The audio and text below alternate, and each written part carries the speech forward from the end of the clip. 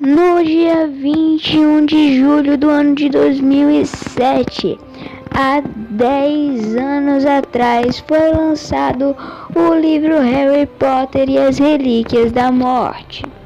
E para comemorar, eu vou ensinar para vocês a fazer as Relíquias da Morte.